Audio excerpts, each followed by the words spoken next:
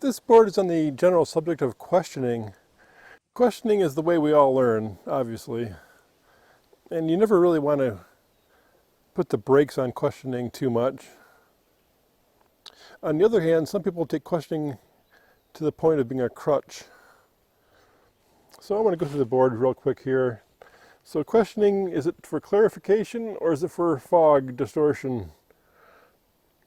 Is it a sincere aspirant making a sincere question for clarity? Or is it a crutch, a bypass for thinking for yourself, avoiding personal agency,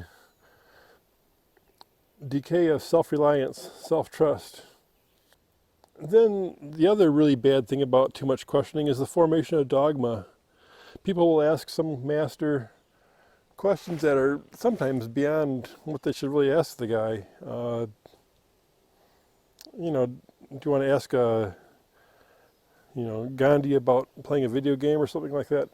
Just questions that aren't really in their wheelhouse, and you really shouldn't expect them to have great wisdom on every single issue in the world. So, the formation of dogma via demanding answers, sometimes to trivial questions or things where you should make your own value judgment. And then, once someone of some stature makes a judgment on it, it kind of becomes dogma for the people who don't really want to think for themselves. They'll accept the ruling, and that's the dogma, that's the rule. And the other really negative thing in questioning is if it gets trivial or inappropriate. Okay. So, on the positive side, a sincere aspirant, clarifications, clearing confusion, avoiding, clearing out models that are broken, misunderstandings. So of course you want that. Expansion, unpacking. Scott Mandelker, did a great job on the works of Ra, unpacking them bit by bit. Not perfect, but to not discourage sincere, well-placed questions. I put that in red because, obviously you never want to discourage sincere, well-placed, well-thought-out questions. You do want to maybe, inappropriate or trivial questions. You should probably think about, if you have an opportunity to talk to somebody of, great wisdom, some yogi or something, plan your questions. Think of, don't throw your opportunity away. That's what I'm saying, I guess. Use opportunities with teachers for clarity, inspiration, seeing the patterns.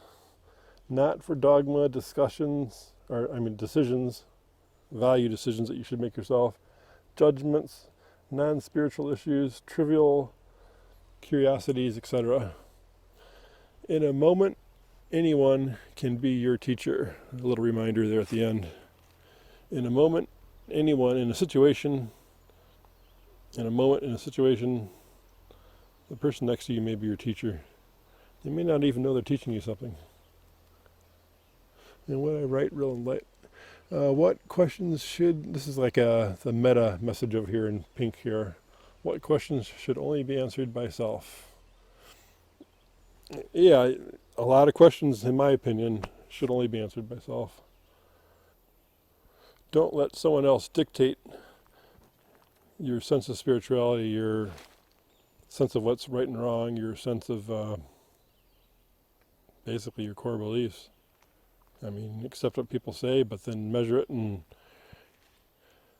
judge for yourself. Thanks.